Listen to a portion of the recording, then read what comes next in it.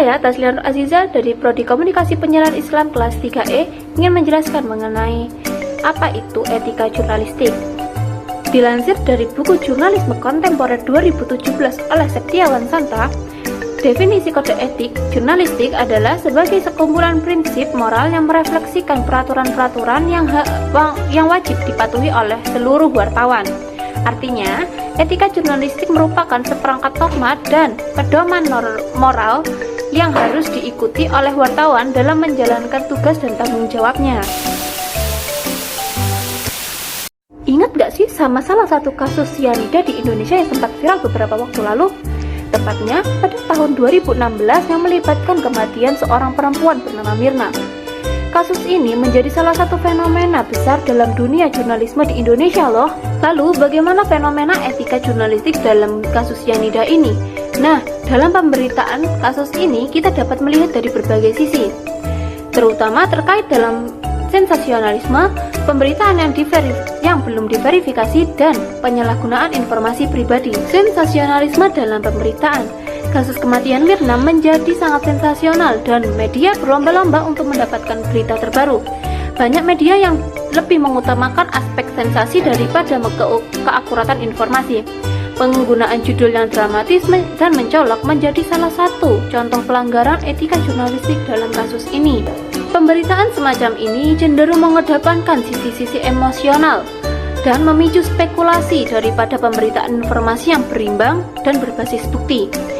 Media harusnya berhati-hati dalam menulis berita untuk menghindari kesan memihak atau menggiring opini publik sebelum adanya keputusan hukum yang jelas.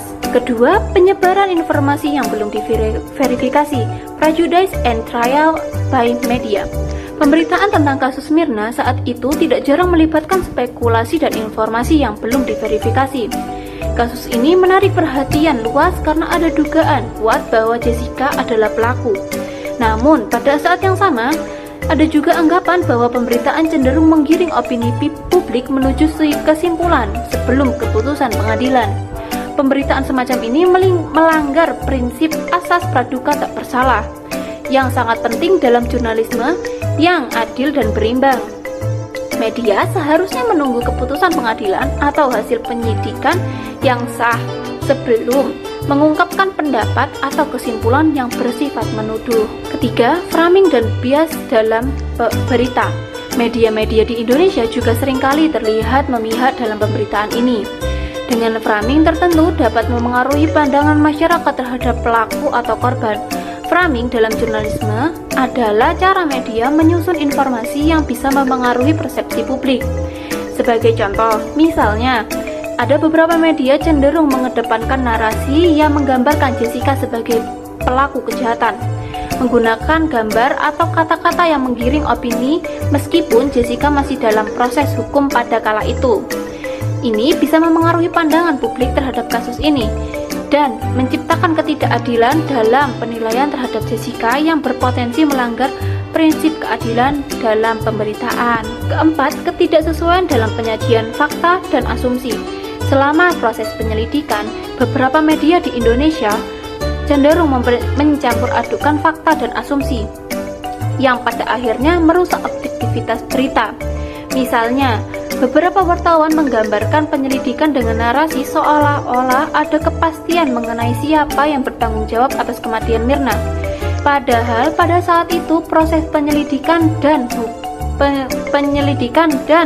proses hukum masih berjalan. Dengan ini, kita bisa menarik garis bahwa kasus Mirna mengajarkan pentingnya penerapan etika jurnalistik yang ketat, terutama dalam verifikasi informasi, objektivitas, dan penghormatan terhadap privasi.